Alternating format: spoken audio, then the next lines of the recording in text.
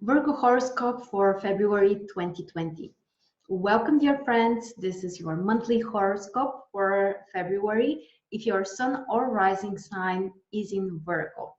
And you will learn which are the most important astrology events and how they will impact you specifically. First of all, I would like to say that this month will be very different because we have some very specific and I would say very spiritual energies and influences. First of all, Mercury will turn retrograde in Pisces. This is a very spiritual position, which is very good for self-reflection, for healing, for exploration, for creativity, and working on your self-connection. Jupiter will have a sextile with Neptune, and honestly, that's my favorite aspect of the month and one of the greatest during the year for sure, which can also bring us so much depth, so much understanding, different type of creativity and healing. Most importantly, it's a great time for healing. There is a new moon in Pisces as well, which kind of builds up on the other stuff we shared. So great month to slow things down a little bit, to look more into yourself, to heal something if it needs to be healed, to reconnect with your inner self, to pay attention to your own needs, and just nurture your own yourself. Mars and Venus are also changing signs, which we'll discuss. And with that being said, we can actually go through the most important events day by day so that you would be fully prepared. The first aspect during the month happens on the 2nd of February. Positive aspect between Venus in your 7th house and Pluto in your 5th house. What a passionate combination. It's a great time for dates, for spending time with people you love, for reconnecting with your partner, or just showing them how important they are, how you are really appreciating them. For creativity, this aspect can also help you to be more passionate, more consistent, and most importantly, you put your heart into what you really want to do. After that, on the 3rd of February, there is a similar situation. Venus in 7th house, but this time has a positive aspect with Saturn in 5th house. Also very positive one for relationships and for dates, but those should be more rational decisions that you can take. You can have the healthy amount of logic when it comes to your personal life and be able to define how things really are, not to live too much in the clouds or to lie to yourself, but instead be very concrete about the things that you want. This aspect is also great for creativity and more consistency and more focus on this type of work, and also for business negotiations.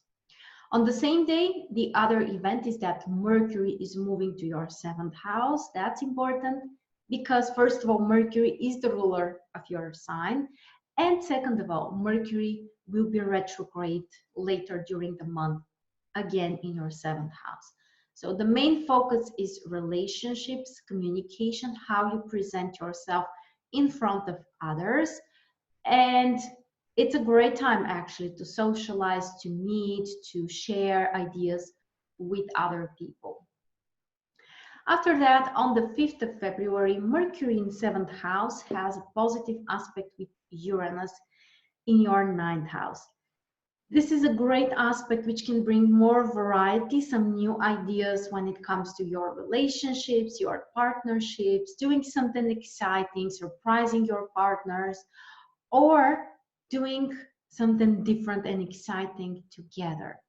The other way to use the aspect is to concentrate on your goals, to think about and be creative and be inspired and plan something different, plan something exciting. Then on the 7th of February, Venus is moving to your 8th house. Very serious position, which can help you to concentrate more on financial stuff, financial solutions, potentially even investments, insurances. From an emotional point of view, this period can be more intense, somehow more dramatic, or putting some kind of, challenges that you have to overcome or you have to transform.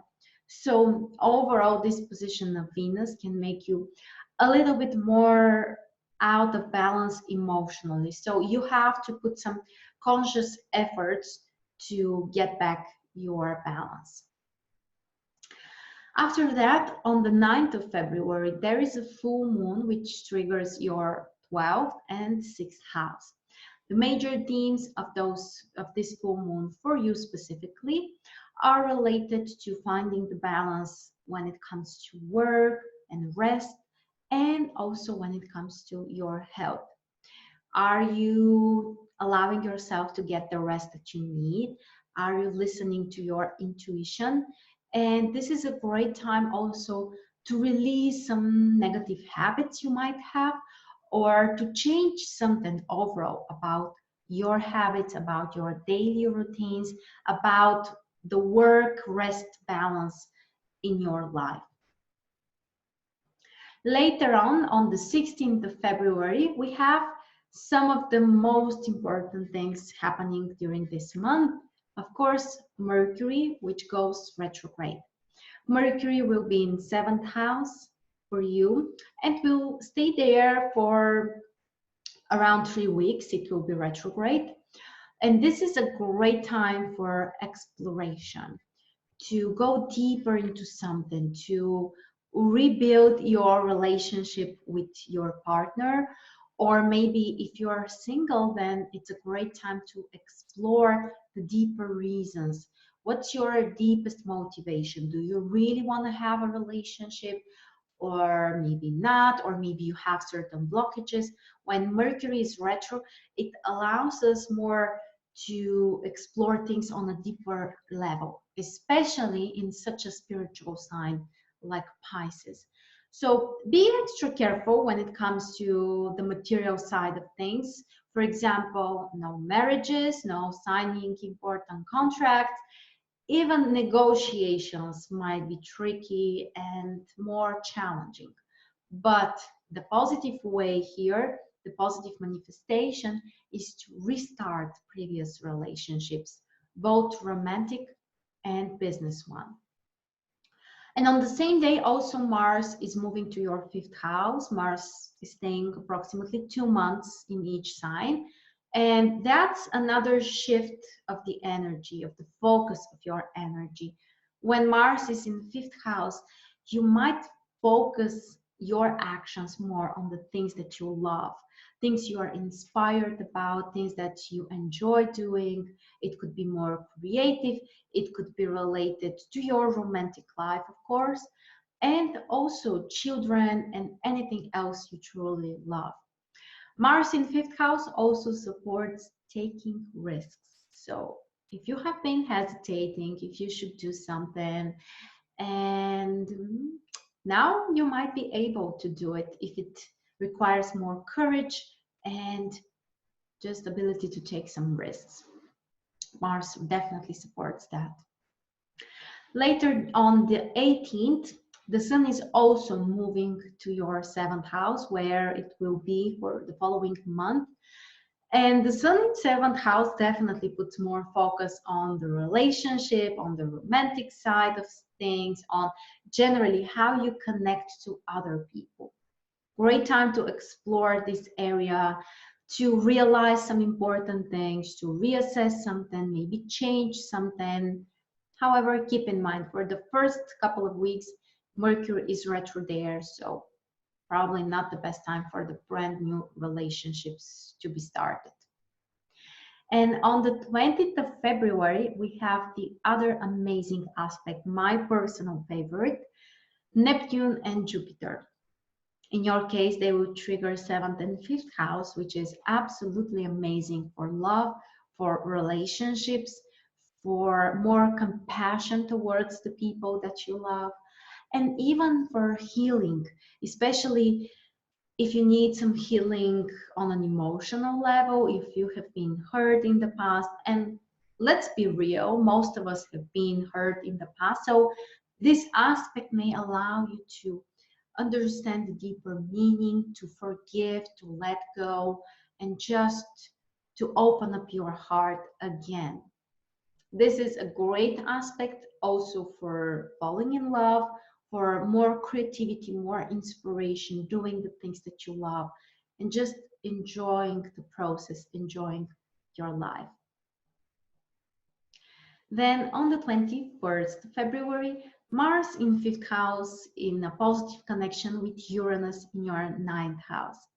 Great time to try new things, to experiment, to be really excited. Again, aspect which can encourage or support taking risks. It could be related to sports, it could be about traveling, it could be about creativity, and also love. Trying new things, experimenting, taking risks when it comes to love, and opening up your heart to other people. Then on the 22nd of February, again, Uranus in 9th house, but this time in a positive connection with the Sun in 7th house.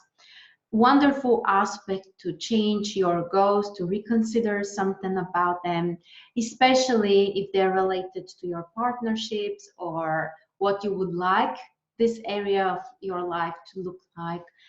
And just to try new things, to experiment, change of goals, and change of mindset, change of your beliefs. If that's what you need to work on, this aspect is really, really helpful.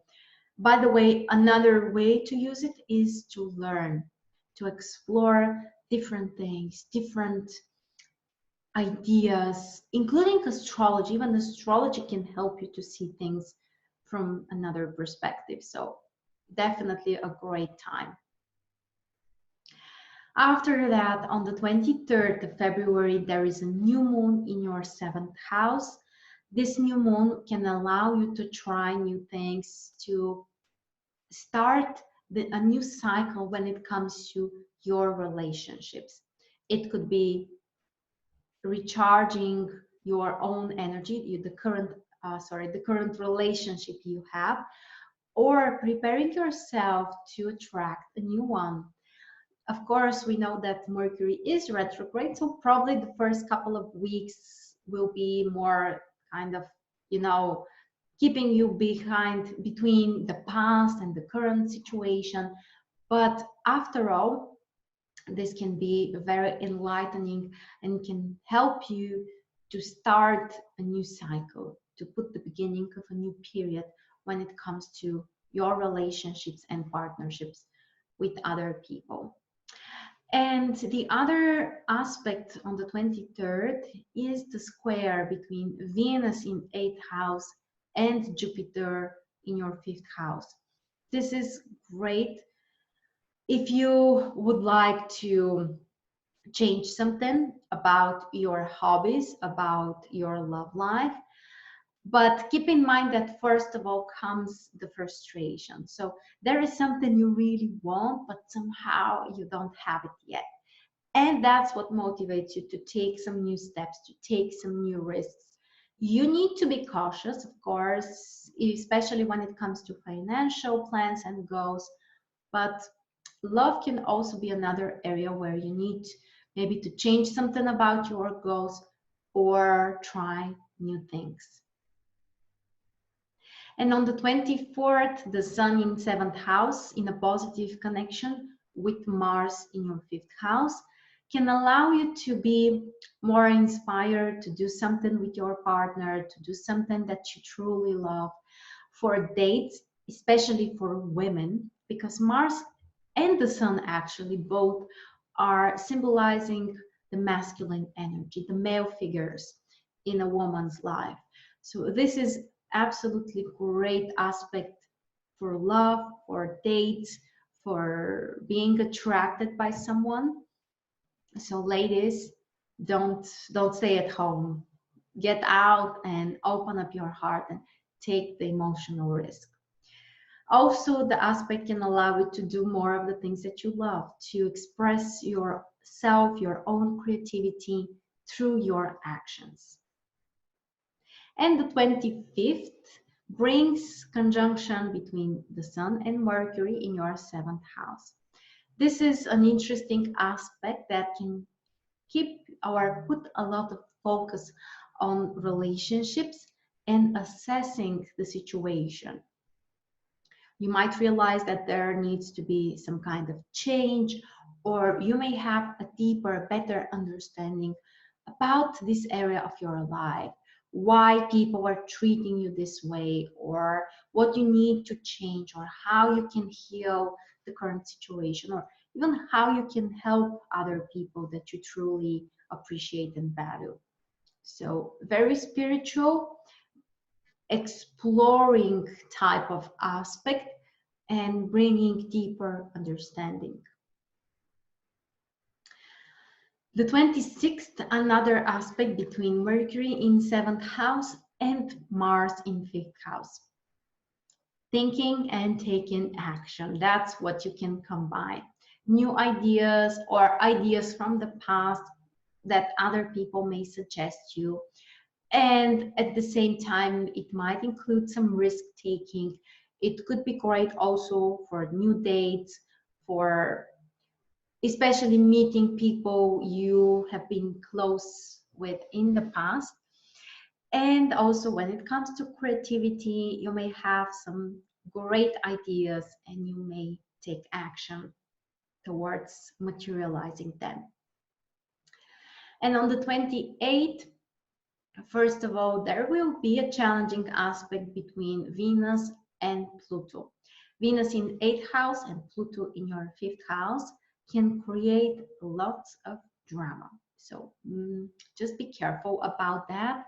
Don't exaggerate things too much, but be prepared that there might be something surprising, something which is kind of secret.